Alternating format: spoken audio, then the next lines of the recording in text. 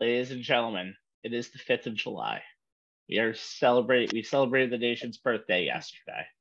But a little under 36 hours ago, the greatest athlete of our time braved the elements, decided to tough out the rain, and made sure that the rain would not affect America's right to eat hot dogs. Ladies and gentlemen, clap it up for the greatest athlete of our time, Mr. Joey Chestnut. Ladies and gentlemen, the ghost of Sean Roman has made an appearance. Ladies and gentlemen, no rain will stop him. He said he would eat the hot dogs and bring the people together, even if it didn't happen. Equality! Happy 4th of July! Joey! Greatest American athlete of all time. I'm Stephen Rabinowitz. I'm Jay Kaplan. And I'm Anthony Strait. I'd like to dedicate this show to the greatest athlete of all time, Joey Chestnut. And the new official good luck charm of the New York Mets, the one and only Miss Rosario Dawson. Thank you very much. I forgot about Rosario. And throw out the first pitch Sunday night and bringing some good luck to a team that desperately needed it. Ahsoka and she liked my post, by the way. She did. But we have to always say. Well, hey, she's Ahsoka Tano. The Force is strong with that one. That is true. Yes. You and your nerd references, guys. All right. Tonight we'll get to the good. I will. Tonight we'll get to the good, the bad, the ugly, and the so hideous that not even Bally Sports will broadcast today of baseball 2023.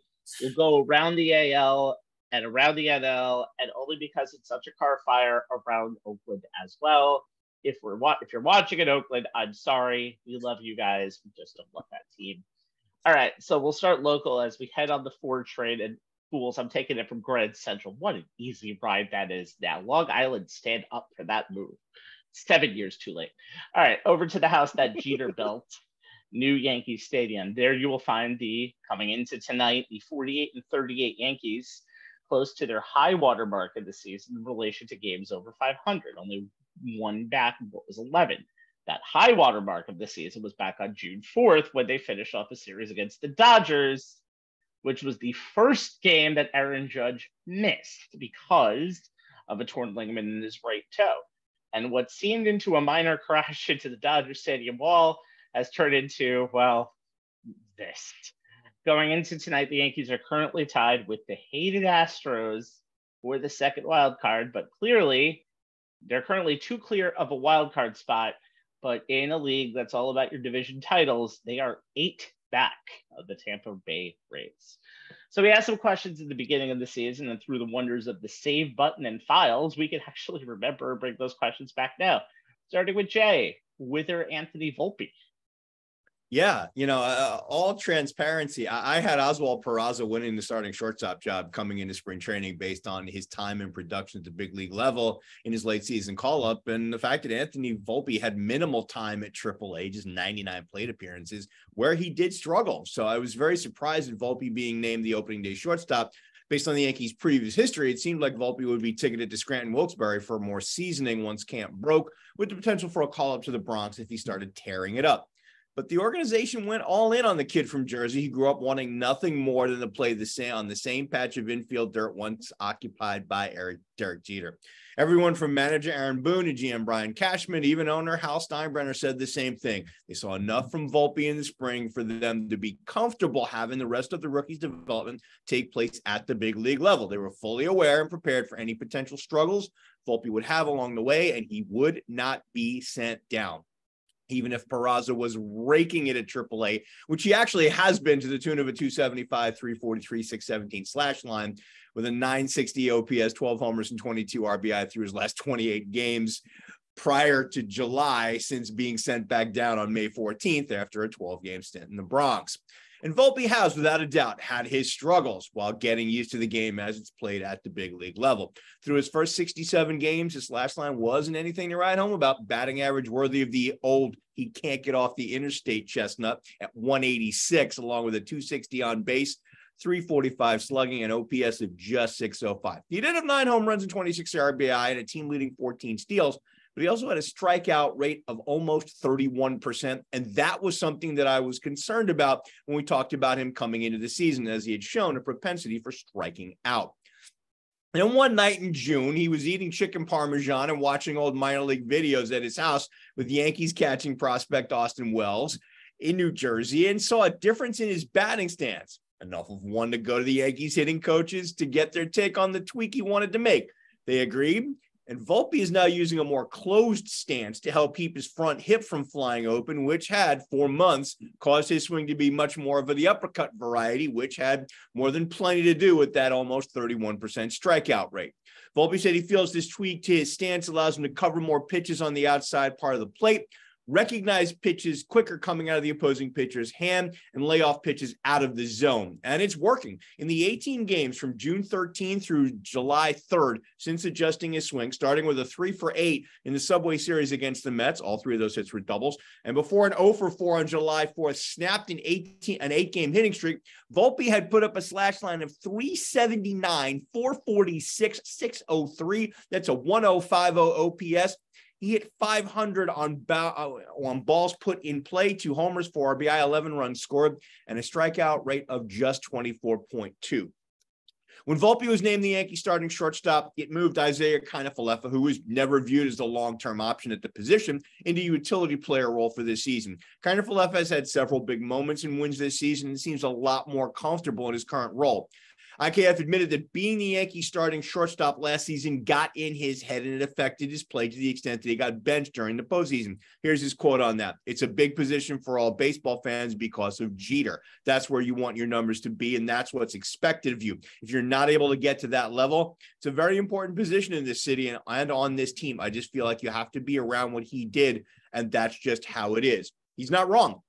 Playing in the, as Rabbi said at the top, house that Jeter built is tough enough. Playing his position, that's a whole different level of pressure and expectations. The thing with Volpe is that even when he was struggling and scuffling, that pressure and those expectations never seemed to be too big for him. But at the end of the day, you have to produce. And for now, Volpe is finally off the interstate and his batting average is above the Mendoza line. Keep it up, kid. Well, there's another thing, the fact that there's always going to be one person that's always more disappointing in that lineup this year. And it helps being like, well, he's young. And I think we've seen another team from the other side of the town that we'll talk about a little bit later that has no patience, apparently, for all of its young hitters and not really wanting them to struggle. But again, we'll talk about that later. Anthony, the place with the most fluctuation this year in the Bronx is the starting rotation. Tell us more about that. Well, before you get in deep into the rotation, you gotta start out with Garrett Cole because he has been. And we talked about this when we was doing one of our last shows when the Yankees were in Seafield playing the Mets, and I text out to you guys. Garrett Cole got a stump tonight, and he's been the ace. He has really been everything the Yankees are paying him to be. He's 8-2 as a starter this year, 18 starts, 12 quality starts. By the way, he literally has half of the Yankees' total quality starts this season. Sure. They have 24 for a team, and he has 12 all by himself. The Yankees are 13-5 in his starts, by the way, and he's just been amazing. He's gone deep in games. He's prevented runs from scoring. He's gotten out of tight situations. Even his last start against the St. Louis Cardinals. I mean, he scratched him up for 2 runs, but let's be honest, he didn't get much help from his offense that game either. But outside of Garrett Cole as well, the question marks start to come into play as far as the rest of the rotation. It's been a struggle with health and consistency for that matter. Nestor Cortez has been out with the shoulder injury. He missed all the month of June. No timetable exactly for his return.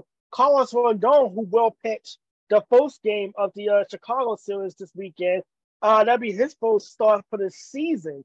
So the Yankees are hoping he at least show up somewhat of the rotation. But then you also look at it like this.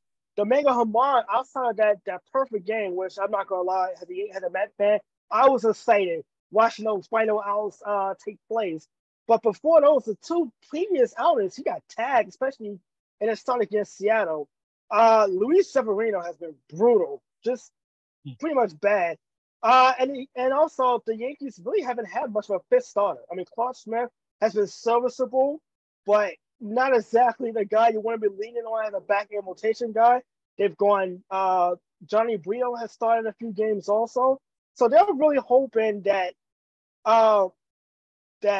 Rodon could come in and really, if anything, spell the bullpen some innings. I mean, that's the Yankees' biggest strength, without question, has been the bullpen. They have MLB best 2.78 ERA coming into tonight. Yeah, I was gonna make the joke that this how well he praised on them. The Orioles tagged them up a little bit in tonight's game. Yeah. But besides the point, they've been great. 2.78 ERA, best in baseball. The only team with a bullpen ERA under 3. And if you saw that doubleheader over the weekend against St. Louis, those teams scoreless innings between 2 games. This team it's amazing where this Yankee team will be without the bullpen. They have literally won games this season where look at the Yankee starters had pretty much put them in a hole, and they've won games where the starters are going deep, but the offense didn't show up that night. And at a time where Judge has been out of the lineup, and the Yankees offense has struggled to score runs, the bullpen being as good as has been all season, led by Clay Holmes, Abreu, Michael King, for example, they've just been brilliant. And you can kind of see why Aaron Boone is placed in strength. However, today that bullpen took a bit of a hit. I think you guys saw the news. Jimmy Cordero suspended for the rest of the season, violating MLB's domestic violence policy. Obviously, obviously that's a completely different conversation outside baseball. Aaron Boone seems to be in agreement with the suspension. So not wanting to get too much into detail with that, but not much in the way of details have come out. Yeah, there's nothing really. And it doesn't. And by the way, it doesn't have to. Those things can get announced on the fly. So kind of reminds a lot of the Domingo Germán situation from years ago. So yeah. Anyway, so it does. The Yankees have the bullpen takes a bit of a hit, but without question, Garrett Cole and the bullpen has been the highlight of a Yankee rotation that needs to get some help, some consistency, and maybe in the market for some kind of a back-end rotation guy at the trade deadline. Hey, you know what? Nestor Cortez is going to be off the DL soon, and Carlos Rodon is scheduled to start on Friday. So maybe there's some light at the end of the tunnel. By the way, since Anthony took the entire bullpen angle that I had, he basically did my homework for me, so I basically don't have to say anything. The only thing I will say, no, I really don't, though, because he literally said everything I was going to say. But the only thing I would say is it also helps the fact that back in a couple of weeks ago when they had the homestand with the Rangers and the Mariners, they went 4-2 and only scored 13 runs. That's how good the bullpen has been. Yeah, I feel like they will get taxed as the season goes on. Then, and I said before the show, every team hits a rough spot with every portion of the lineup except for maybe a few little things. But that's what I'm a little worried about to see going forward as a Yankee fan, especially in the second half of the season. But you literally have 2 guys who can always close in Holmes and King.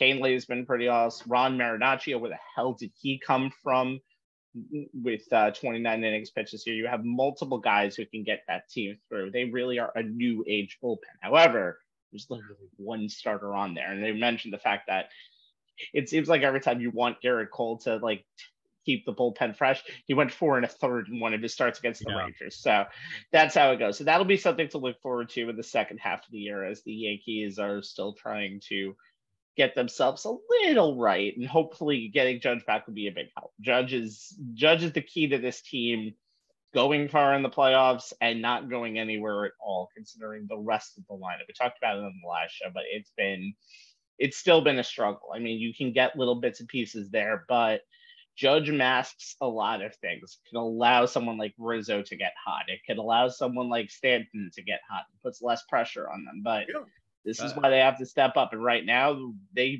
offense really isn't.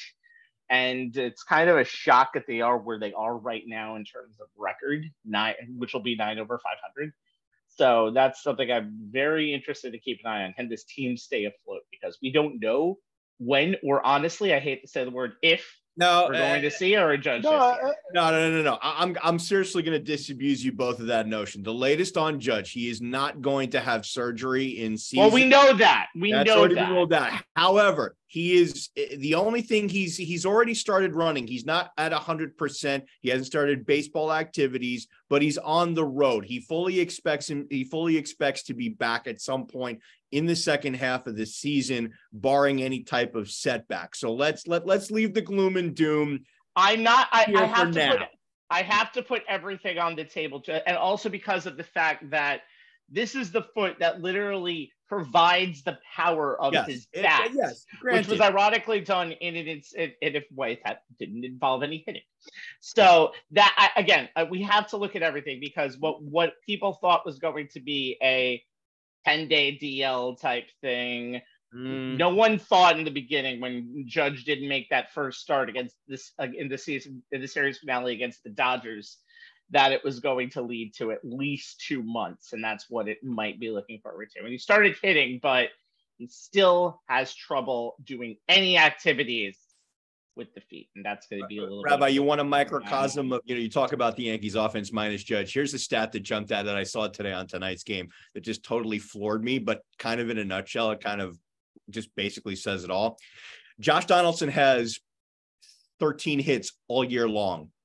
9 of them are home runs. You want to talk about feast or famine? There you go. Again, there's an extra line for Josh Donaldson. It's the Euchre line, essentially, and that line is small. All right, let's take the 7 trade to Queens. And if Yankee fans are pessimistic about their 2023 this year, what does that make the Mets? Anthony, do not answer that. Do not answer that. Do not answer that right now. The Mets find themselves going into tonight at 39-46. Not their low watermark, but it's still close. Despite a 3-game losing streak, there are only, I think I said 3 teams, it might be 4, but there are only 3 teams at least going into today that could boast a worse record in the NL. While there might be some light at the end of the tunnel with that 3-game winning streak, Mets fans know that tunnel is going to be closed in a matter of moments. So, what were our questions to start the season for them? And how many brand new questions have been brought up? Pretty much the same. Anthony, the starting rotation is kind of a low point for a team that expected this to be their high. Oh, boy. You know what? If there was a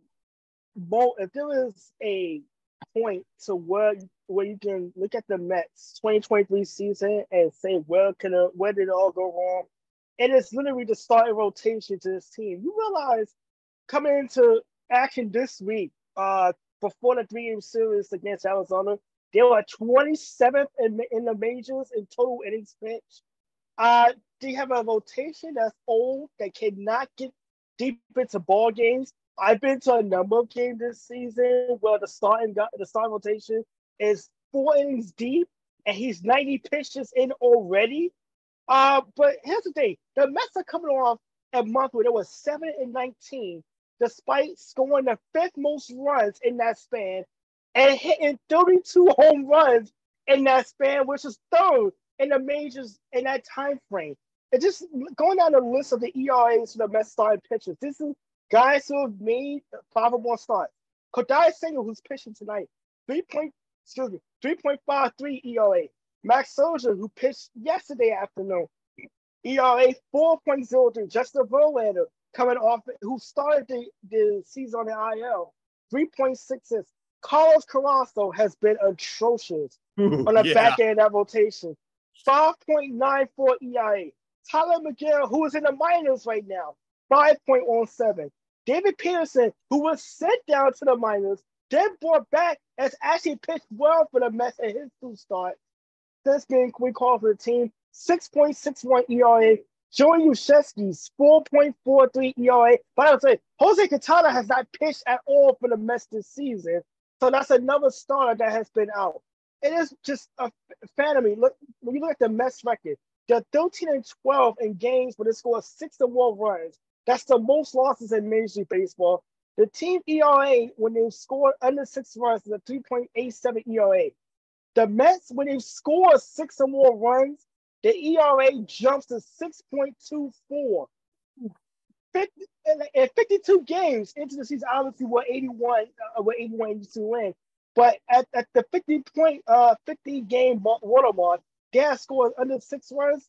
They had a 3.87 ERA, and the record was 22-30 at that time. So this is a Met team that has literally been hampered by the fact that they're just not getting consistent starting pitchers. Matt Soldier, he won his last 6 decisions. I believe he won yesterday's game, even though I have no idea how he get the win when he pretty much gave up the lead every time the Mets gave him a lead.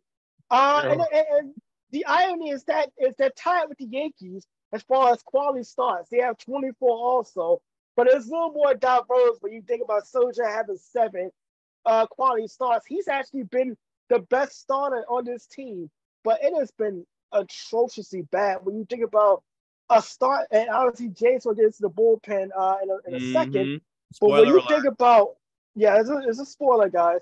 When you think about a starter that can't go to the 4th or the 5th inning, and a bullpen that is already not, and another spoiler, doesn't have his closer for the entire season, you're asking for problems. And look, I know Bucket's got a lot of heat by how he's managed the starting rotation, the bullpen. But I don't know what else you can do. You put guys out there, you expect them to go out there and give you a quality start. It's gives you a chance to win. And I've been to a couple of games where Kodai Senga, who's been good at times and inconsistent in next, he's put the starting rotation has given up 2-3 runs before fans have been able to find their wins in their seats in Citi Field. So even like right out of the gate, the Mets is falling behind. They've given up over 90. I think about 80, 85, 90 runs. I got to double check the numbers, but they've been barely outnumbered. Outscored in the first inning alone. So even when you have starters who can't go deep in games, and you're always being put behind the 8 ball before you can actually go to that bat, either at home or before you get to the middle of your lineup on the road. It's a daunting task. And the Mets, because of the start rotation, has been playing from behind quite a bit this first half of the season. And it's a main reason why they're in the predicament they are now. And despite all of that, they're only 6.5 games out of the final wild card spot. Because baseball. What else I can say about that? Well, it's because there's 3 wild card spots also. That's a big issue. And the Philly show last year just did it. That's the one thing that I've noticed about Max Scherzer is you look, and I don't want to be like, oh, Yankees are better than Mets, Yankees are better than Mets, but I have to just mention Garrett Cole is 8-2, Max Scherzer is 8-2. But Cole has been a rock for the team. No, I'm going to bash him. Trust me. Cole has been a rock for this team all year, but Max Scherzer is just something like he barely gets through 5 innings for this team. And also, he is just a guy who just does not own up to his shit starts. Look at the Dodger game, for example, where he got kicked out, which is probably one of the ways where the momentum started to stop because they won 2 out of 3 in that series. Mm-hmm. And then all of a sudden, you don't have a great pitcher. And Verlander, I don't think it come back yet from the DL. Didn't come back until like beginning of June or maybe like the end of May. Those are things that hurt a team. Those are things that really hurt the team going in. So even though you can see Senga's under 4, Scherzer's under 4, Verlander's under 4, they're not doing exactly what they need to do. And when you have a bullpen, which I'll get into right now with Jay in just a second, you really, really need your starters to be even better. I would add to with Soldier and Cole. There's a difference between Cole's 8-2 and Soldier's record because Cole has been dominant at times. Soldier, if you watch yesterday's outing, that slider is hanging all over the place. And he's getting tagged. That slider has no break whatsoever. And he is getting tagged nonstop when that ball is hanging over a harder plate. And against a good team, you saw what happened in the wild card series against San Diego. That slider's not breaking. San Diego. That slider's not going anywhere. He's going to get tattooed up. And the velocity's down on the fastball. And ever since he got kicked out of that game against the Dodgers and had to take a suspension, like you just tell. And we saw it a couple years ago with Garrett Cole also. Remember, he had the incident. He had the situation when the spider attack, the spider attack, and he struggled a little bit and had to adjust to it. But I mean, we just see what if Soldier adjusts in the second half. But yeah, that's a different.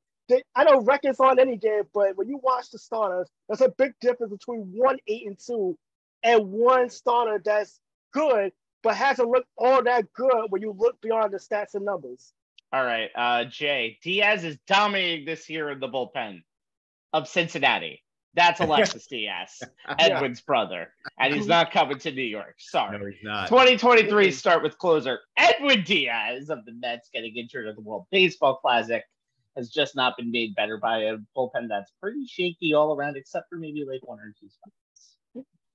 Yeah, I mean, look, we all knew that once Edwin Diaz was ruled out for this season, that the plan for the roles the relievers would have in the Mets bullpen was going to change in a very big way. In our opening day show, I talked about how veterans David Robertson and Adam Ottavino were going to have to step up and take on bigger roles than they were originally slated to have. I wasn't worried about their ability to do so, as they both have plenty of closer and high leverage experience. The concern was who's going to step up and take on some of what Robertson and Ottavino had originally been slated to take on. So far, not so good. Other than Brooks Raley, Buck Showalter hasn't really had anyone else who's been deserving of trust in key situations, especially on nights where Robertson and or Ottavino were not available due to just how much Buck has had to use them and what the effect of how much Buck would have to use them would be. Start with Ottavino. Had a solid April, struggled a bit in May and June. 24 appearances in those 2 months, 22 and 2/3 innings, 18 hits, 12 runs, all earned, 0-2, 2 saves, 1 blown, 6 holes, a 4.76 ERA, a 4.74 fielding independent pitching. Through July 4th, in high leverage situations, he's allowed he's faced 48 hitters. He's allowed them to touch him up for a 298, 404, 641 slash line. That's a 104.5 OPS with 4 homers and 10 runs scored. In the 8th inning specifically, the inning where your primary setup man will be used most frequently, Ottavino has struggled, allowing a 290, 410, 464 slash line with an 873 OPS and a 635 ERA in 17 appearances in the 8th inning. Robertson, he's been as expected, stepping into the primary closer role, replacing Diaz. I said it back in April that this is a veteran who's been a closer and has done it in New York, so he understands what all that means. Through July 4th, 2-2, 193 ERA, 12 saves and 15 chances, actually also has 6 holes, a 1.045 with walks plus hits per inning, struck out 10.6 per 9, kept his walks down at 2.7 per 9, a mark he hasn't come anywhere close to since 2013 when he was Mariano Rivera's setup man in the Yankee closer's final season. He's been solid in high leverage situations, allowing the 82 hitters he's faced to only a 208, 296, 389 slash line. That's a 685 OPS, 3 homers and 11 runs scored. In the 9th inning, he's been lights out, where what you would expect from a closer. 197, 265, 290 slash line. That's just a 5.55 OPS and a 0.82 ERA in the 9th. Raley has lived up to what the Mets were hoping for after his 2022 season in Tampa Bay, where he had a 2.68 ERA, 6 saves, a 0.969 whip, 10.2 Ks per 9, 2.5 walks per 9. That's a 4.07 strikeout to walk ratio. The Rays mostly used him at the 7th inning last year, and he was solid in that inning. 3 flat ERA, 167, 250, 259 slash line for a 509 OPS. Overall, last season in high leverage situations, he allowed the 82 hitters he faced to put up a slash line of just 176, 247, 311. That's a 558 OPS. This year, he's pitched to a 235 ERA, whips a little higher, actually almost a lot higher, 1.174. His walks per 9 is up at 3.5. Both his Ks per 9 and strikeouts per walk ratio are down 10 flat, 2.8 respectively, but they are trending in the right direction. Struggled early in the season, .476 ERA, 5.84 fielding independent pitching, a 250, 306, 523 slash line with an 829 OPS, allowing 3 homers and 11 1/3 innings in April. But he's gotten better as the season's gone on. 104 ERA, 271 fielding independent pitching, 206, 315, 222 slash line. That's a 537 OPS. No home runs across 17 1/3 innings in May and June, and he's perfect so far in 2 innings in July. Like with the Rays, the Mets have used him the most in the 7th inning, and he's pitched to a 240 ERA with a 200, 267, 327 slash line, 594 OPS. And through July 4th in high leverage situations, that slash line and OPS are an excellent 177, 275, 294. That's a 569 OPS against the 40 hitters he's faced. But the other members of the bullpen that were used the most in the first half of the season, who are still on the roster, Jeff Brigham, Drew Smith, Dominic Leone, they have struggled so far through the season through July 4th. Smith's 4.45 is the lowest ERA among the 3 of them. Brigham's 1.05 whip is the only one that's under 1.229. Brigham is the only one who has an overall OPS under 700 at 652. But in high leverage situations, that OPS leaps to 1.118. Smith, regular overall, 741 OPS. High leverage, it drops to 622. Go figure.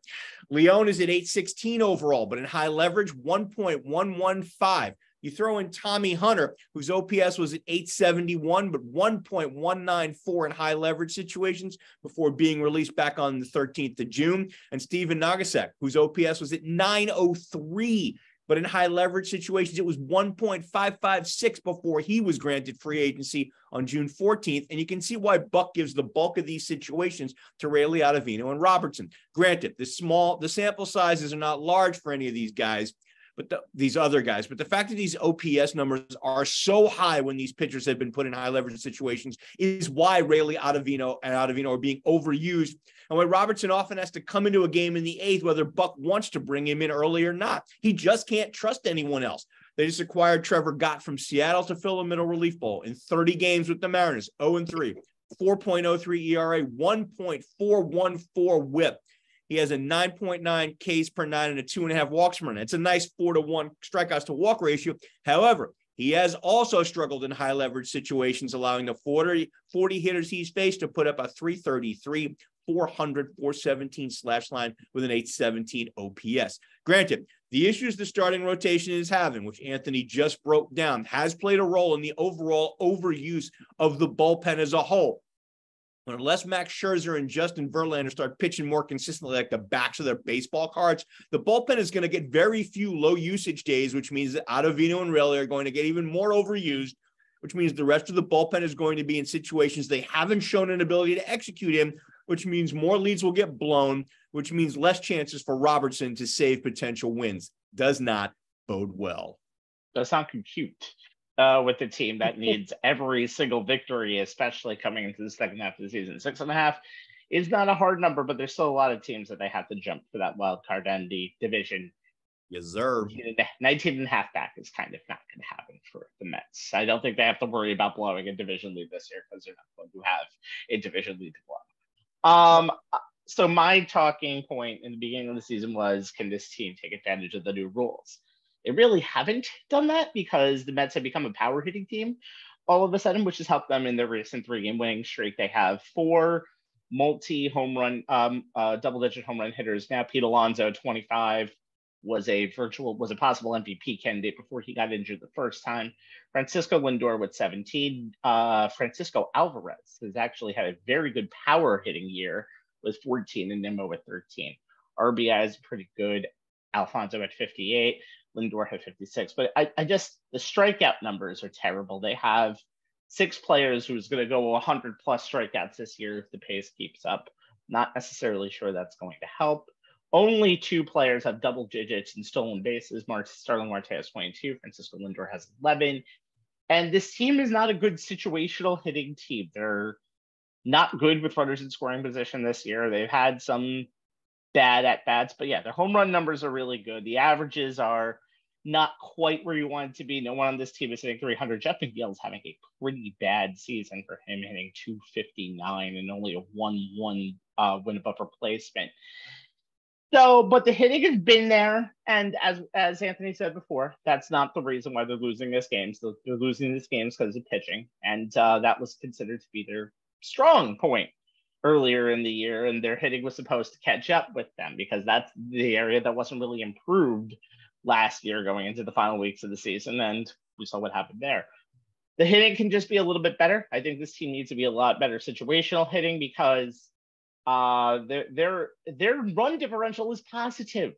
As I mentioned before, there are 3 teams in the National League who are not in the playoff spot right now. The Padres and the Cubs are the other 2 whose run differential is positive. There are 3 teams right now who would be in the playoffs as of today, or 2 of them actually would be, who have a negative run differential. The team I'll talk about later, the Cincinnati Reds, the Milwaukee Brewers, and the Miami Marlins and the Florida Marlins, who won a game yesterday 15-2 and are in a -9 run differential. They don't hit home runs, as Jay will talk about in just a second. They just hit. And I think we need to figure out if this team can be a much better situational hitting team in the second half of the year, because right now this team ain't going anywhere with what they have constructed at the moment. And I don't know what the future of this team is going to be, because that future gets sent down to the minors pretty quickly. Although, again, I like the numbers for Francisco Alvarez going forward. That's a good spot for your catcher. But a lot of work needs to be done in all aspects for the Mets this year. This might not be the year, but we'll see. They've had a little bit of a resurgence over the last few days. Finally won their first series in a month last weekend, which is insane. And really just win 2 out of 3 pretty much all the way going around right now. And that's the main way. Either the pack is going to come back to them a little bit, but they have to come up to the pack a lot more. It's just surprising. I mean, guys, when we were looking ahead to the season back in April, I mean, the thing we were concerned about was, could they hit enough? Could they generate enough power, get enough home runs, to put some crooked numbers on the board for what we thought was going to be a tier 1 starting rotation. It's kind of ironic that it's absolutely the reverse. They have shown an ability to absolutely mash the baseball, and that's even when Alonso was, not at his best. And it's the starting rotation that's been the Achilles heel. Talk about a complete 180. It's as Anthony said, because baseball. I feel like that's a lot of baseball sometimes, though, where we think the points that are supposed to be the strong points end up being the weak points, except again for the teams who are consistently good, like Atlanta. Mm-hmm. I feel like this is just a fuck you show to Anthony at this point, but we're going to be nice and we're going to go on and actually talk about more stuff. Although I did mention the Braves in my second segment coming up here. But guys, there are so many stories in baseball this year that I have to have an honorable mention category before we dive into our stories. So before we go around the AL, here's what didn't make the cut. The Tampa Bay Rays consistently having the best or second best record in baseball.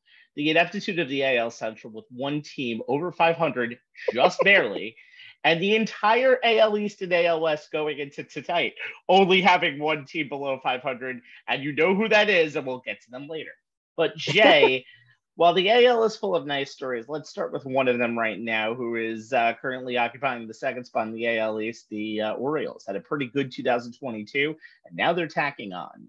Yeah, I mean, I know they were trending in the right direction as last season came to an end, but I can't say that I've predicted that the Baltimore Orioles would have one of the 5 best records in all of Major League Baseball as we head towards the All-Star break. The Athletic's Jason Stark did a column back on June 23rd about the teams that have capitalized the most on the new MLB rules this season, and here's his opening paragraph in the Orioles section.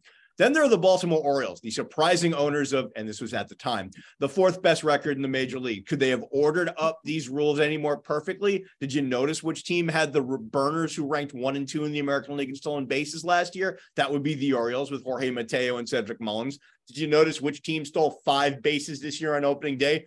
That would also be the Orioles. Coincidence? Not exactly. Now, look, people like Jason and others in the media keep asking if teams like the Orioles constructed their rosters with these rules in mind. But the common refrain from the Orioles and, others along in the same, situation, it was not intentionally. Here's what Baltimore GM Mike Elias said about it. Here's the quote. "We did not do it on purpose, but when the rules came out, put it this way, we embraced the rule changes.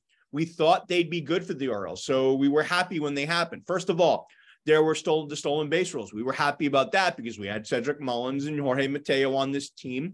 So we thought that would be good. We also had good defensive catchers. But even the shift restrictions worked in their favor. I think every infielder's range is hurt by those. But if you're someone like Jorge Mateo, you're relatively better off than someone who doesn't have all that foot speed and range. So we were happy about the shift restrictions too. Mainly, I think that's because we have a lot of left-handed hitters, and they probably benefit from the shift rules, generally speaking, more than right-handed hitters. So then when you got middle infielders that are athletic, you've got base stealers, that kind of checks most of the boxes, end quote. Here's some of those numbers. In the American League, only the Rays at 49% have taken an extra base on singles and doubles at a higher percentage of time than the Orioles, 47%. Gunnar Henderson, rookie, the infielder for the Orioles, is 7th in the American League in extra bases taken as a runner, 13 times in 22 opportunities. It's 59%. And ironically enough, former Yankee Aaron Hicks is tied for 15th at 55%. He's taken the extra base on 12 out of 22 opportunities. Their total of 80 extra bases taken on non-hits ranks 6th in the American League. And while the Orioles are only 6th in the AL in stolen bases with 62, Mateo, who's 22 of 25, is 4th in the American League and tied for 6th in all of Major League Baseball. Mullins only has 13 stolen bases in 16 attempts, but that's mostly because he's missed 21 games due to injury. Talked about good defensive catchers. The Orioles have found a way to control the running game, in part because Adley Rutschman has the 7th best pop time, which measures the time from the moment the pitch hits the catcher's mitt to the moment the ball reaches the fielder's projected receiving point at the center of the space. And for Rutschman, that's 1.92 seconds. 7th best of any catcher who's faced at least 20 stolen base attempts. Talked about the shift. Orioles are, so here's another thing. Talk about the pitch clock, right? Something Max Scherzer just loves, right, guys? Orioles are 8th in the American League in least number of pitch clock violation, but 6th in all of Major League Baseball in pitches per violation. They've also made the ban on the shift work for them, as they're among the better teams in the AL in terms of both defensive runs saved by their middle infielders and batting average on pulled ground balls. This is a big 4-game series for the Orioles, as they came into Yankee Stadium leading the Bronx Bombers by 4 games in the AL wildcard standings and needing to take every advantage to get out of the Bronx without a series loss. So far, not so good. They lost Monday night and Tuesday afternoon after taking the early lead in both games. They did manage to put up runs late to take Wednesday night's game and avoid getting swept in the Bronx. We'll see what tomorrow night's game brings, whether it works out as a split or the Yankees take 3 out of 4. But head-to-head matchups, these are important games for both teams. The Yankees and Orioles only face each other one more time, and that's towards the end of the month. So big games for the Orioles, both here and at Camden Yards, which in the past has kind of been a home away from home for the Yankees. So we'll see what happens.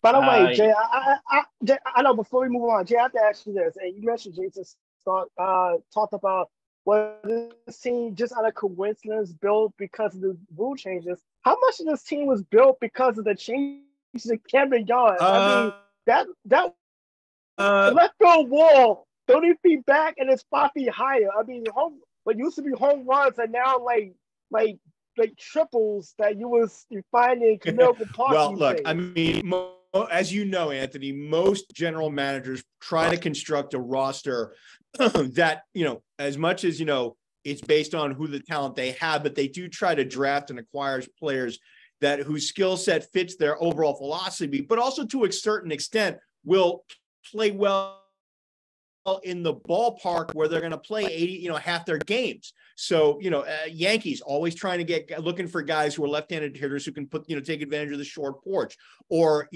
right-handed pitchers who, are essentially, if they're fly ball pitchers, they're left to center fly ball pitchers, take advantage of that, big outfield and left center.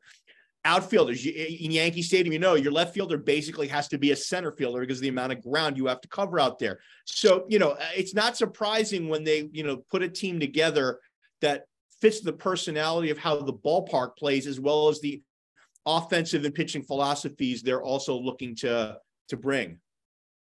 Yeah. It's a team that kind of defies a little bit of logic, though, just considering all of the things that has happened from this year. We'll see if the second half can be better than the first because half. Baseball.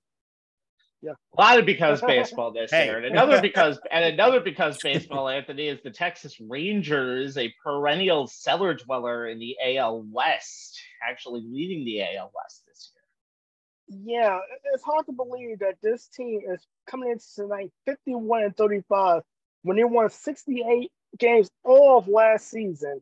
But they also had one of the best offensive teams in baseball. Look at this. they're number one in the leagues in run score total, number one in team batting average, number one in on-base percentage, number two in slugging percentage. When you look down this lineup, you have Leody Taveras, Ezekiel Duran was chipping in, and we just did their numbers up. Taveras batting 301 with 9 home runs.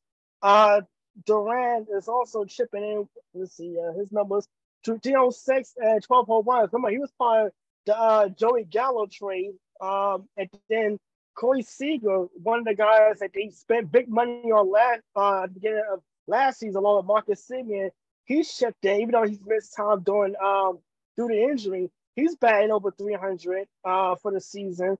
But then the pitching staff, which you would have thought would have taken a huge hit after losing Jacob deGrom for the season due to Tommy John surgery, has actually stepped up. I mean, Nathan Eovaldi, old friend of you guys being Yankee fans and his time at the Boston Red Sox, he's 10-3, ERA 2.64, just over 110 innings.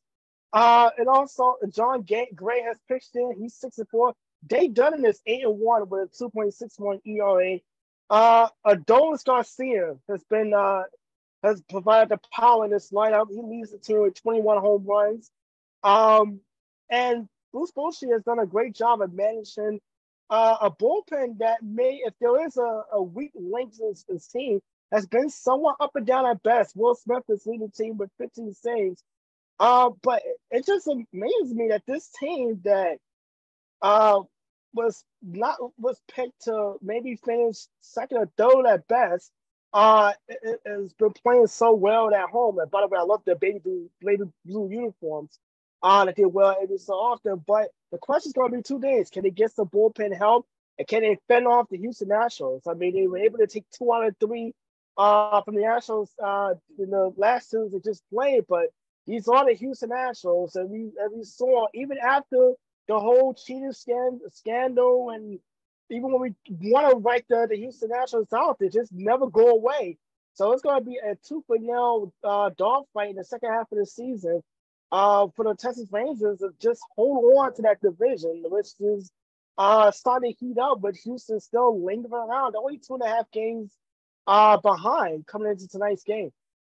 Yeah, Anthony, you talk about liking those old timey powder blue Texas Ranger uniforms. Yes. I'll tell you this though, I absolutely cannot stand their city edition. You know, the white uniform. They're hideous. With the black script, those are atrocious. We're funky looking font. I'm like, that whole thing is hideous. I mean, that has nothing to do with Texas. No, but I see, I'm not gonna lie, but the old English lettering, I'm thinking more of Detroit Tigers than Texas Rangers. So thank you. That kind of threw me off a little bit.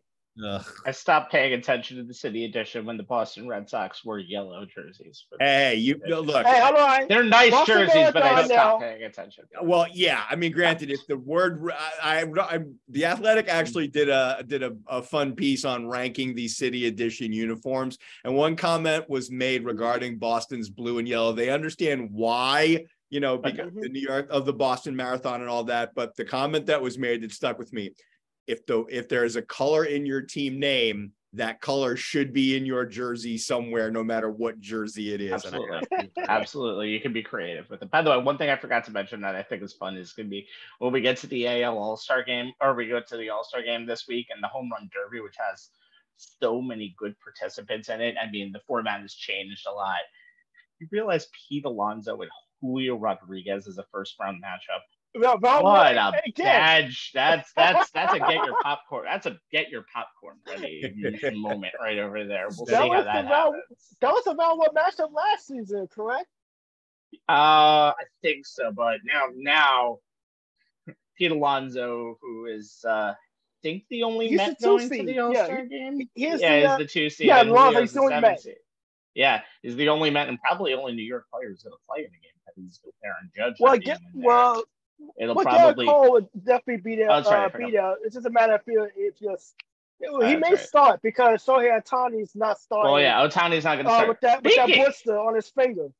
Speaking of Shohei Ohtani, he's my focus because why not? Because remember when we were talking about Aaron Judge having the best walk season of any player in Major League history? Joey's beaten it.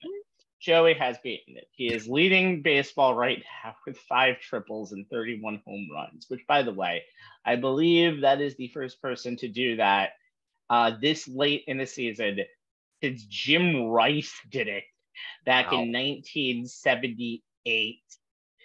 He played 163 games. That hasn't happened. So, again, that hasn't happened in 35 years.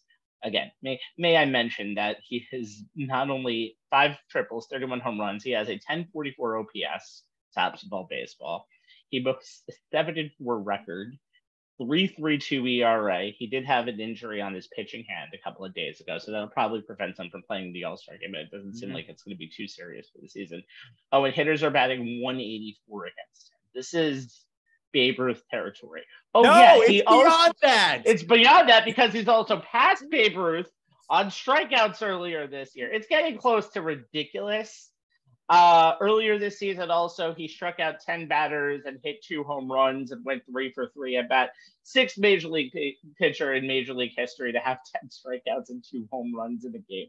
Oh, would you like me to mention Willie Mays too?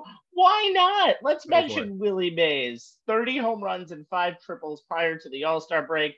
The only person to do that was Willie Mays. Let me do the math here. Oh, yeah. 69 years ago in 1954.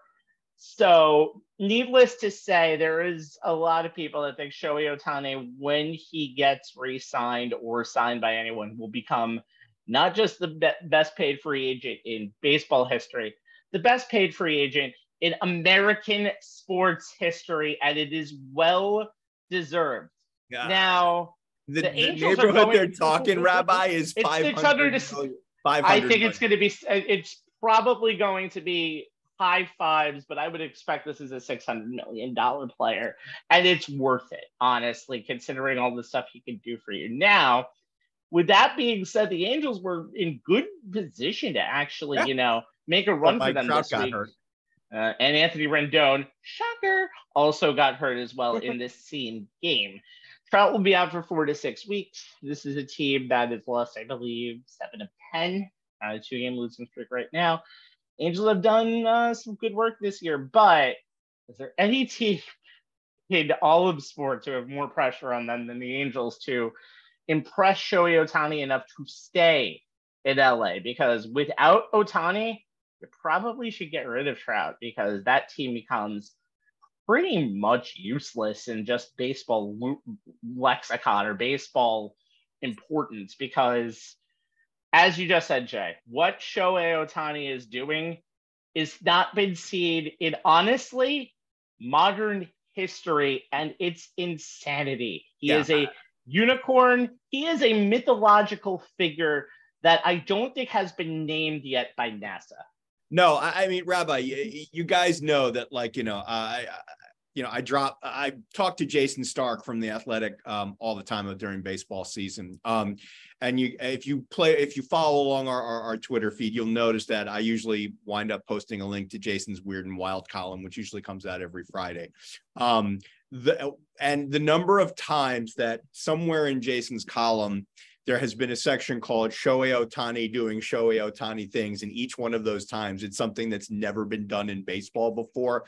The guy is literally creating the comparisons to Babe Ruth just need to stop, because he's, as you said, Rabbi, he has so far surpassed them. He is right now in a space in baseball history, baseball lore, whatever you want to call it. He occupies a place all unto himself. And I think by the time it's all said and done, I think the only thing we're going to refer to him as is the best to ever play the game. Yeah, I would say this too. He's also a pretty fun guy to follow on social media. Really? Okay. Yeah, well, I follow him on Instagram. By the way, on the same day he was announced as an all-star, his Instagram feed, he posted a picture of his teammate Mike Trout going to the All-Star game instead. So at least he's showing, hey, look, he's also a good teammate also. Yes. By using his Instagram to give a shout out to his teammate who he coincidentally struck out to end the World Baseball Classic just 4 months ago. So I'm quite sure that's always going to be the final conversation between those two.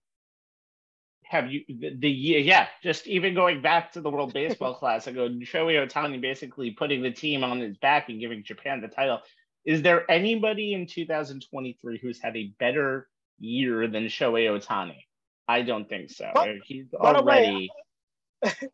According to the boardroom, he makes $40 million in endorsements off the baseball field. That's the most of any athlete professionally. And he should. That we're talking about. Yeah, I mean, and he's going to be unbelievable. And I feel like he was built out of like a cyborg machine or something. He truly is the machine. All right. Yeah, suck it, Stephen A. I'm sorry. I would never get over the dumb comment he said about Shohei Ohtani not being a face of baseball. I mean, I just tell you everything you need to know about that guy. He doesn't know baseball. All right, now for the NL, which is BANANAS. Sorry, Anthony, but the Atlanta Braves are so dominant in the NL that going in today, here's some math for you. Take the run differential, divide it by 2, minus another 11, and you get the second place team in that league in run differential, and that's the Dodgers, which is insane. The St. Louis Cardinals, the San Diego Padres, and the New York Mets. They're all playoff teams from last year, combined now 28 games under 500. And we'll talk about them in just a second. We just mentioned it before, but may I mention to you that the Marlins, who won 15-2 on the 4th of July, are currently still with a negative run differential of -9. We'll talk about the Marlins in a second, Jay. But Anthony, let's head out west to the Diamondbacks for your NL surprise. Yeah, what I said before, because baseball. Because baseball. That's a because baseball moment right there. Yep. Well, the Diamondbacks doesn't have an issue scoring runs. They're 5th overall in runs scored total, 5th in total batting average, 6th in on-base percentage, 6th in slugging. And they're led by this young All-Star who, by the way, the All-Star game is going to be a homecoming for him. Corbin Carroll, who is from Seattle, Washington, is going home to play in his first All-Star game. And he has just been phenomenal this season. These all rookies. Yes, he is a rookie, even though he played in less than 100 games last season. He's still a rookie by Major League standards. And hits, home runs for 18. He hit 1 in the afternoon game against the Mets on the 4th of July. On-play percentage, slugging percentage. He also has 20 doubles, 44 RBIs, 3 triples, and a 360 OPS, along with 24 stolen bases. But also, when you look at the Diamondbacks lineup, they have a good mix of youth and seasoned veterans, which is pretty impressive. And I got the game on right now, actually. That's why I kind of peeked over for a second. But you look at the lineup. You have Evan Longoria, who's been a long-time veteran. Obviously, he's had his postseason experience with the Tampa Bay Rays from years ago. Ketel Marte, who was playing like the Marte that we saw in 2019 when he was an MVP candidate. Christian Walker, Lourdes Gurriel Jr., who home running yesterday afternoon's game. They solidified that lineup without question. Zach Gallen has been the ace of this rotation. 10-4, 3.15 ERA, over 100 strikeouts. Merrill Kelly, he was 9-4 and having an all-star season, but he obviously went down with an injury, blood clot in his calf. So we'll see when he bounces back. But again, look at this Diamondbacks lineup. They play with speed, and I think they have the fewest errors in Major League Baseball. I think they mentioned on SNY yesterday. It was 32, so that's the lowest. So this is a team that they make solid contact. They make contact. They play with their speed. It just sounds like a team we just talked about. How about that? The Baltimore Orioles, coincidentally enough. But considering they're in the division, well, the Padres and the Dodgers got all the attention, and the Padres are like the Mets struggling, even though offense is not their problem either. It's been their pitching. It's been the issue. And the Dodgers is just beaten up with injuries left and right, particularly to the star rotation and just trying to stay afloat.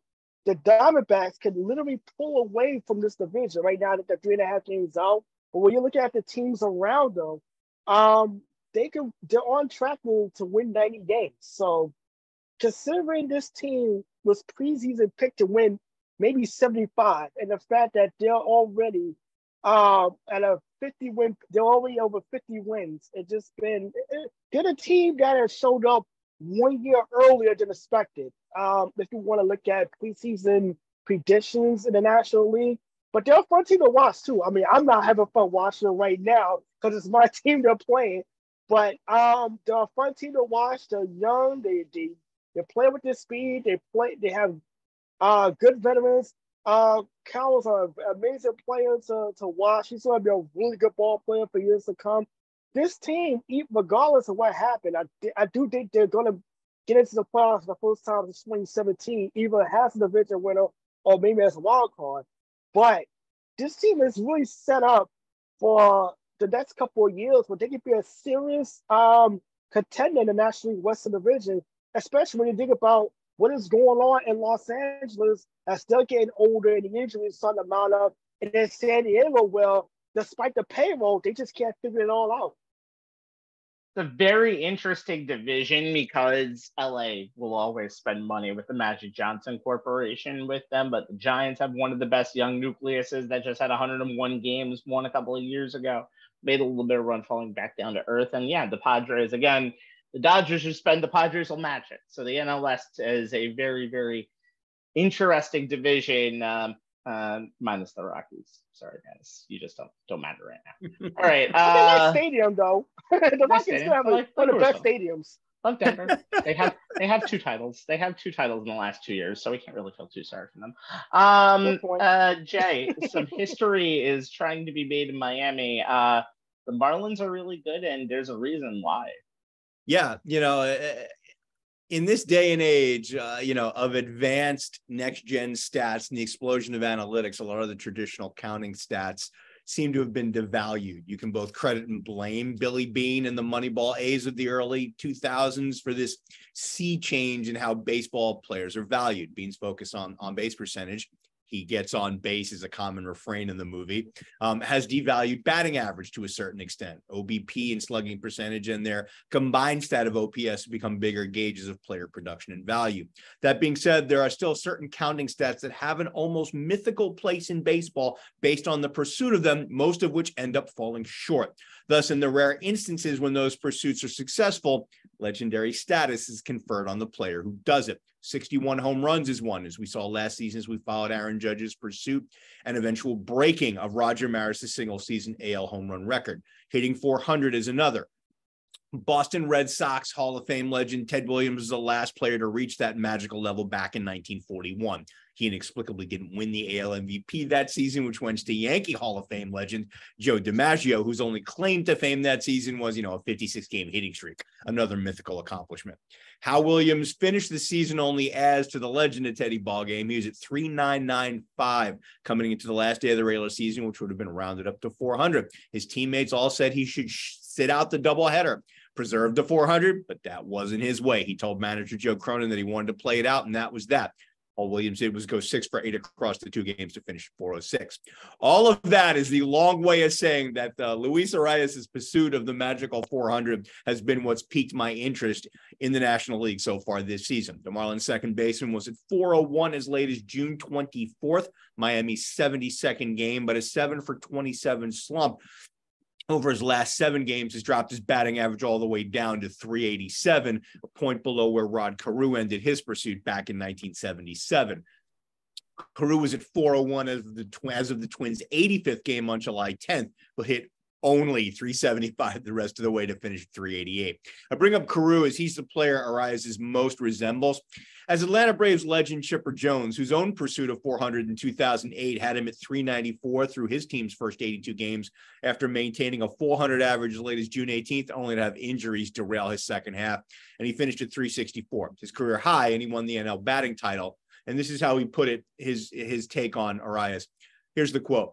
He's a little different. He's got a little Rod Carew in him. Like, he's not really going up there thinking doubles and homers and doing ultimate damage with mistakes. He's a guy that is really using the whole field from foul pole to foul pole and just trying to take his hits and do what old school leadoff hitters used to do, end quote.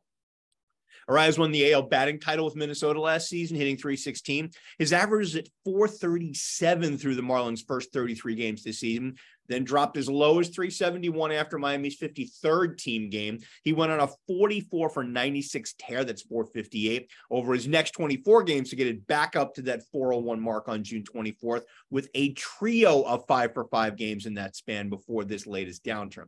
In this day and age, when your batting average drops below .390, it's tough to get it back up over .400. Others have had valiant pursuits. Tony Gwynn hit .394 in the strike-shortened 1994 season, but the last day his average was above .400 was May 15th, 94 in the Padres' 36th game. He hit just .388 the rest of the way. I've always wondered if the strike hadn't ended the season with 45 games left, whether Gwynn had one last tear left in him to finish the season at .400. As his average was at that exact mark from July 1st until the strike. George Brett hit .390 back in 1980. He only played 117 games that year. And the last day his average was at .400 was actually September 19th in the Royals' 148th game. He hit just .304 the rest of the way.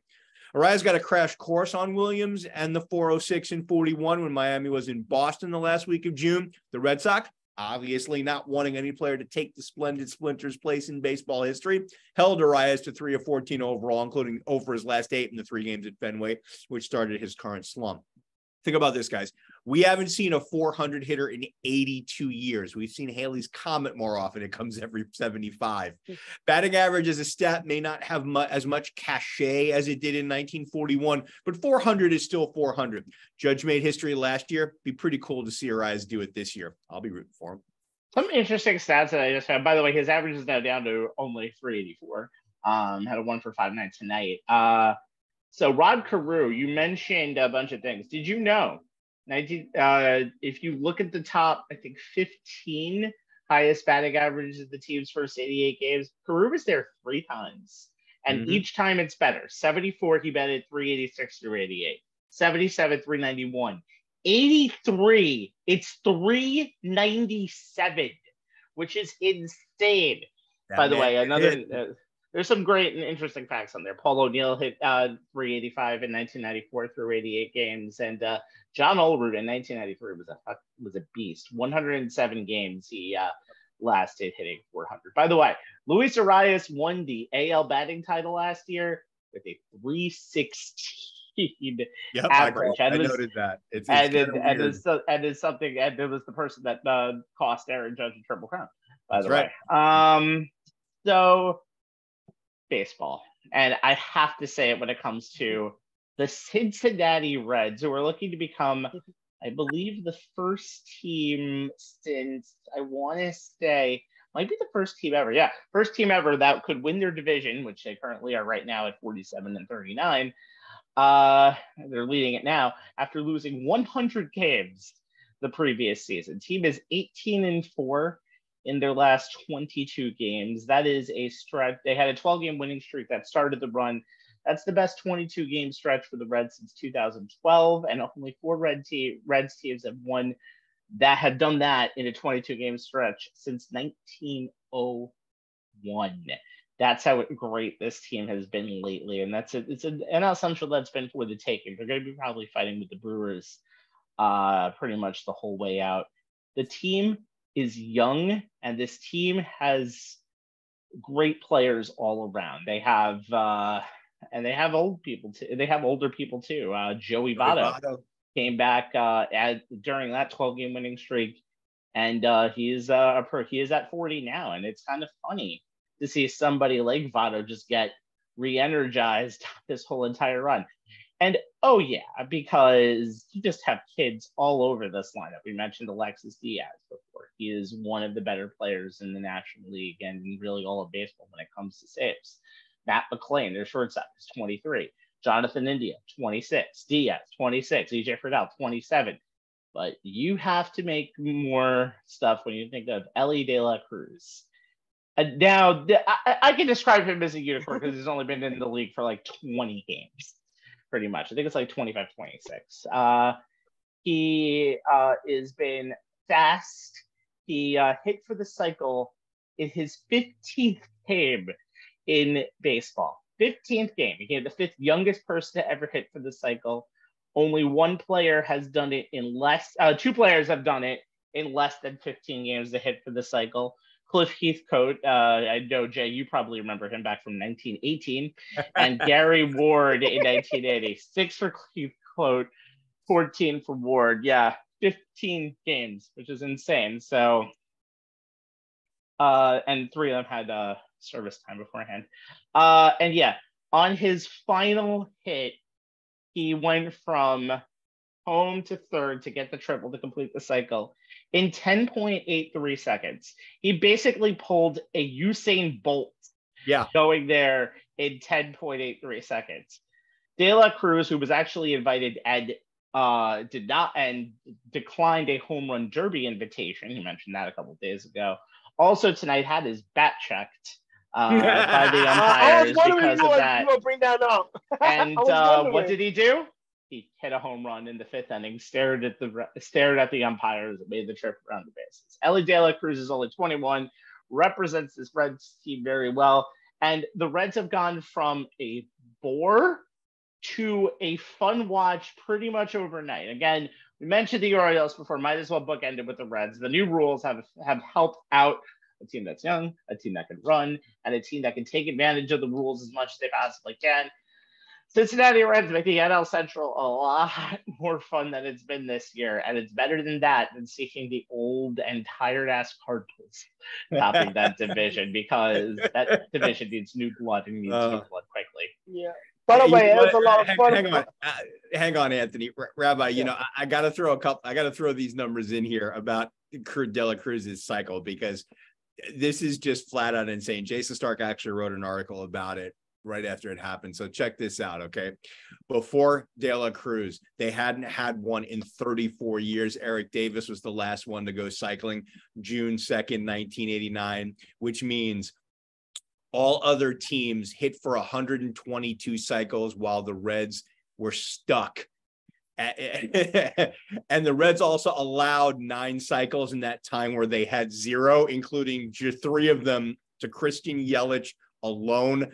Before Eric Davis, the previous one was 30 years before that by Frank Robinson on May 2nd, 1959. How insane that meant that the Reds had only one of the previous 190 trips for the cycle until Ellie De La Cruz. And you're right, Rabbi, it was his 15th game as a major leaguer.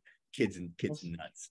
Yeah, it is. By the way, did you see after he hit the home run tonight, he trolled the Nationals dugout by pointing to the knob on his bat after he hit the home run?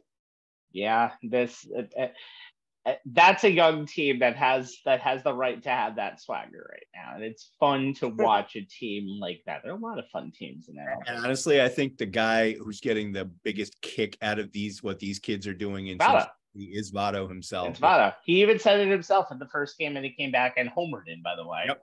That he said it's really it's really fun to play baseball with that team, and it's good to see the Cincinnati Reds, who have a very good franchise and a very good fan base there, being able to show up again. All right. Finally tonight, what can you say about the Oakland A's? Nothing. Don't say it. Shut up. We're going to do it for you. Before Domingo Germán, second time we mentioned him today, showed up and showed out a week ago now with the 24th perfect game in MLB history. And that's something that needs to be mentioned. That's watching that. In fact, we hadn't seen that in 11 years. Just watching Germán, who gave up 10 runs the start before and then pitching a perfect game, is pretty much shocking. Okay. You know, what's also ironic about that, Rabbi? The fact that everybody who's pitched a perfect game for the Yankees has had their name start with the letter D. No, the last guy to throw a perfect game in the Oakland A's ballpark was up in the broadcast booth doing the game for them. That was Dallas Braden. Oh, that's right. Ironically enough, Jeff Nelson also did that, by the way, and I love Jeff Nelson, but that's another story. Nelson, who was a Yankee in 98 and 99. Yeah, that's right. Bullpen row seat to Wells and Cone. Go figure. And by the way, neither announcer there, both off because, again, Don Sterling and Michael Kay both missed that one. And because the reason why is because the game was in Oakland. And having that perfect game finally gave Oakland something to talk about. Hell of a game called both by Kyle Higashioka Ryan Ruocco behind the plate, and by Ryan Ruocco up in the broadcast booth, and Justin Shackle, but good, and on the radio side, also by Higashioka. But again, back to the A's. The A's were in ridiculous shape, embarrassingly low attendance, except for an unprecedented 30,000 person attended reverse boycotts. An embarrassingly bad record. How does 24-63 sound? Although it's not in the 1962 Met territory anymore. Embarrassing to their city, as the A's are tentatively scheduled to move to Las Vegas in 1.5 years. Needless to say, this Charlie Foxtrot, Jay's words, not mine, wanted to get it in so we didn't have to hear it again, but we will, is not getting better anytime soon. Jay, lead off. I really wish the only story with Oakland this season was their on-field pursuit of the ignominy previously acclaimed by those 1962 Mets, who finished 40-120, 60.5 games out of first, had a minus 331 run differential, or the 1899 Cleveland Spiders, who went 20-134, including a sensational 1-40 down the stretch.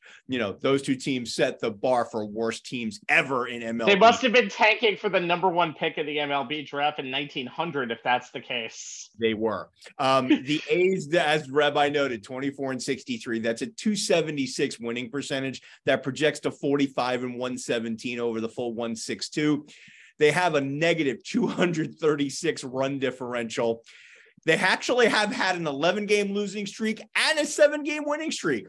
Ironically, they actually have a 469 win percentage in one-run games. They're 15-17 with a run differential of only -2. So if they can keep it close, they got a shot. Just hasn't happened too often. But no, we can't just enjoy this season for the dark ages from a team that brought us Moneyball.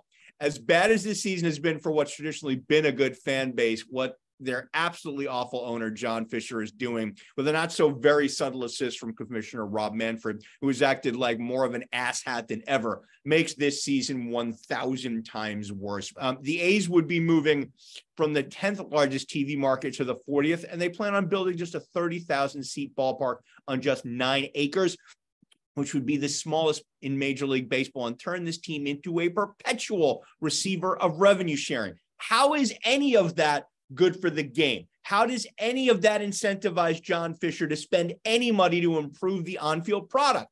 He's already shown that he's extremely averse to doing it already, as over the last 10 seasons, Fisher has averaged MLB's 26th highest payroll, and the team's only won 1 playoff game. It shouldn't be a surprise that the fan base is turned away. They're not stupid. When the team is good, they show up. When ownership orders yet another fire sale of the roster, they don't. It just makes me wonder whether if it was all a ploy, along with blaming the city of Oakland for every attempted stadium deal, falling through, so that he could leave town and take the team with him. I know the Coliseum was in bad shape and needed to be replaced, but it seemed like no matter what was proposed, Fisher found a way to make it not happen and make it not his fault. And for Commissioner Manfred to say that there was no offer of a stadium by the city, coupled by his sarcastic comment about the reverse boycott, here's the quote. It was great. It was great to see what is this year almost an average Major League Baseball crowd in the facility for one night. That's a great thing. It's just proof that he doesn't care about Oakland, didn't want to do the hard work needed to keep the team there, and it was all about Las Vegas all along. After all, Manfred was the one who convinced Nevada Governor Joe Lombardo that Las Vegas was not a leading location for expansion, so taking the A's from Oakland would be their only shot at getting into MLB. Levi Weaver from The Athletic said it perfectly. Here's the quote. For Manfred to show such smug flippancy towards such a passionate people is yet another example of his broken internal thermometer when taking the temperature of baseball fans. End quote. No offer from the city of Oakland. Mayor Sheng Tao released this statement via a spokesperson in response to Manfred saying that. Here's the quote. This is just totally false. There was a very concrete proposal under discussion, and Oakland had gone above and beyond to clear hurdles, including securing funding for infrastructure, providing an environmental review, and working with other agencies to finalize approval. The reality is the A's ownership had insisted on a multi-billion-dollar 55-acre project that included a ballpark, residential, commercial, and retail space, none of which they've asked for in Las Vegas, by the way. In Las Vegas, for whatever reason, they seem seem satisfied with a 9-acre leased ballpark on leased land. If they had proposed a similar project in Oakland, we feel confident a new ballpark would already be under construction. Oakland showed its commitment to the A's, and that's why the A's belong in Oakland, end quote. The reverse boycott with the Sell t-shirts was an awesome reminder that Oakland fans are and have always been pretty fracking passionate about their team. They're just not going to support bad ownership, which is what they have in Fisher. They've long deserved better. It flat out sucks that because of John Fisher and Rob Manfred, they won't get it. Yeah, I think you pretty much took the words out of my mouth, Jay, with this. I mean, I think we saw in the last decade, even dating back to when they had good teams in the early 2000s, this ownership is not giving a damn about putting a consistent product on the field time in and time out. They rate near the bottom in payroll every year. Then they let the Coliseum go to shit. I mean, look, there's been stories of bad plumbing and sewage coming out of the visiting dugout. There's been a possum and a possum family living within the walls of the Coliseum. I mean, it's the fact that the fans deserve better than that, much better. I think I talked about to you, Rabbi, after a Houston Oakland game earlier this year. The Houston Astros Twitter feed kind of trolled the Oakland A's after a win, and I had said if Oakland A's, if there's anybody that Oakland Athletic fans would be mad at, it's ownership, because they're the one getting screwed out of all this. I mean, have you been to Las Vegas in the summertime when the temperature is 5 degrees less than hell? Are you serious? Like, you're gonna be a dome. Like, nobody's gonna be sitting in a late afternoon game in Vegas with a temperatures in the triple digits. Like, I've been to Vegas a number of occasions in late in spring, and I've had to stick my iPhone next to an air conditioner to keep it from overheating. That's how bad it is as far as the heat and humidity. But you just look at it like this. It's the classic case of basically holding a community under hostage. And there's in exchange for a ballpark, and the moment you don't get it, you pick up and leave to go to greener pastures. The problem is, did anybody in Vegas ask for a stadium, for a new baseball team? Because the last time I checked, they just won a Stanley Cup, by the way. So I'm quite sure they're pretty happy with that. They got plenty of things going on in Vegas. I'm not even sure if the Oakland A's AAA franchise is in Las Vegas. Yeah, and by the way, they're going to be playing. The plan is they're going to play in the minor league ballpark for a couple of seasons while that new ballpark is being built. I mean, look, this is just. And I was reading an article off of Esquire.com. Esquire. Covering sports. Go figure. But you look at the payroll. They've been 29, 27 from 2012 to 2020. They've been 29, 27, 25, 27, 27, 27, last, 25th, and 26. And in 6 of those seasons from 2012 to 2020, they make the playoffs. So the Oakland Athletics, behind the whole really being Moneyball situation, they have managed to literally make lemonade out of dog shit, because this ownership has done nothing. As far as favors, and look, the players deserve better. The fans absolutely deserve better than this. And the anger should be at one guy. That's the owner. It's John Fisher. That's the only guy who is the bad guy in all of this. It's not the players. It's certainly not the fans. Who? Let's see. I watched a game from the 1990 League Championship Series between the Red Sox and the Oakland A's on YouTube. And to see the Coliseum, by the way, that monstrosity of a upper deck was not there back in 1990, which is one of the clusterfucks that they did to that stadium when the Raiders moved in. Who, by the way, we're not even going to get into Mark Davis and hypocrisy of what he said as far as that situation is concerned.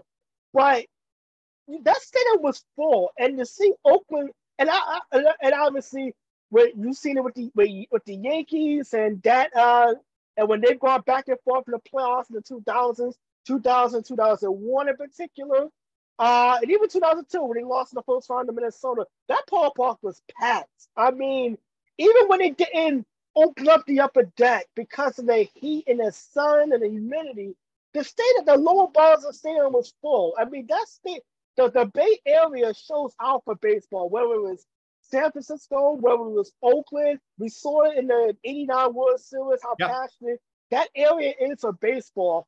And it feels like that community just had its heart ripped out. Mm-hmm. I mean, it's bad enough that the Golden State Warriors moved across the Bay to San Francisco. They're not even playing in Oakland anymore. And now you have this. I mean, this is, I hate to see any fan base have to go through this. And because the fans miss out on the biggest losers on this. And that's the thing about sports that's never been comfortable with me. It's never been right. And you hate ownership when it does things like this, because at the end of the day, they are the ones who are sticking it to the fans more than anything that Rob Manfred could have done, that Major League Baseball could have done, that the city of Vegas could have done. And it all starts with John Fisher, the owner, and he's so bad guy in this whole situation. Yeah, and Rabbi, the thing that like jumped out at me, and I was reading a bunch of articles about it, is that Bryce Harper, who is a Las Vegas native, Tom Hanks too, by the way. Right. Was asked if he thought Major League Baseball could succeed in Las Vegas. And he flatly said, I don't know. Everyone who's in Las Vegas who's a baseball fan is a fan of someone else. Harper grew up a Yankee fan because his dad was a Yankee fan. Everyone else is a fan of someone else. The city of Las Vegas is not just going to turn around and suddenly start rooting for a team that's been transplanted, to their city, especially if that team is not going to be competitive. Can't you make that case for everybody who moves into an expansion area? Like, did anybody in Oklahoma City want to be a Seattle Supersonics fan? Did anybody in Las Vegas want to be an Oakland Raiders fan? That's a different story. I'm sorry. That's a different story. But did anybody in Las Vegas want to be a Golden Knights fan? And that's one of the more... Yes. Because that's not a team that was transplanted from somewhere else. It's not, but ground up. I will disagree with you on that, because, and I talked about this on last show. Sorry about the Knights. The Golden Knights, they came at the perfect time and the situation at a time when the community needed something to distract itself from a tragedy. So I'll take them out of that conversation. But the other situations, I can agree with you to an extent, because remember, the Hornets spent time in Oklahoma City when they were spent time in Oklahoma City, in 2005. I think honestly, everybody wants to eventually come to Las Vegas. I'm sure there's going to be a basketball team in that area within the next 10 years. The Super Bowl is coming there next year, and there's going to be. And you know what? With gambling being as popular as it is now and as close to as illegal as it's been now, although the NFL just ripped a bunch of people for not paying attention to the rules because they decided to fuck it up. I think it's unfortunately, I don't even know if it's unfortunately. For baseball, I think it's unfortunately inevitability, but that is going to eventually be an all-for-sports city, and even if the fans there don't want it. The one thing I will say in all of this, that everybody has to agree with, is if the A's play another season in Oakland, which probably could be on the table at least for 24, please do not play in the fucking Coliseum. They don't have a choice, Rabbi. I know they don't have a choice, but come to some sort of agreement, because that stadium is an eyesore in modern MLB baseball. Yep. Oakland doesn't want to do any enhancements to it, and they didn't want to after the Raiders left. The A's don't care for Oakland. This needs to end civilly, because not going to. It's not. Needs to, but it's not, because this does not look like a team that was in baseball's Major League Baseball playoffs 3 years ago as the second best team in the American League. They were better than the Astros that year. Just to let you know, albeit it was the 68th season. So they need to come up with a solution, and that solution is not going to be pretty. Just saying. Ouch. All right. Speaking of that, Ouch, it's time to roll. From Jay Kaplan and Anthony Strait, I'm Steven Roofer. I have a feeling I know what it is. Even though I don't know. Anyway, I think you know what I'm leaning towards that one. I think I know. For Jay Kaplan and Anthony Strait, I'm Steven Rabinowitz. So before you pull out that immaculate grid and wonder who played for both the Royals and the Rays, do these things for me. Go to @OnTheSportsLines, ONTH Sportslines, if your rate limit still allows, Elon, and keep up on some of the comings and goings of columns, including Jason Stark's great weird stats pieces that Jay also referenced to tonight. Go to youtube.com/OnTheSportslines to see our beautiful faces anytime that you please, and go to facebook.com/OnTheSportslines for when you can catch the webcast live and when we are actually live. Next time you see us, it'll be NFL training camp. So watch those Aaron Rodgers tapes, boys. Good night. Good night, everybody.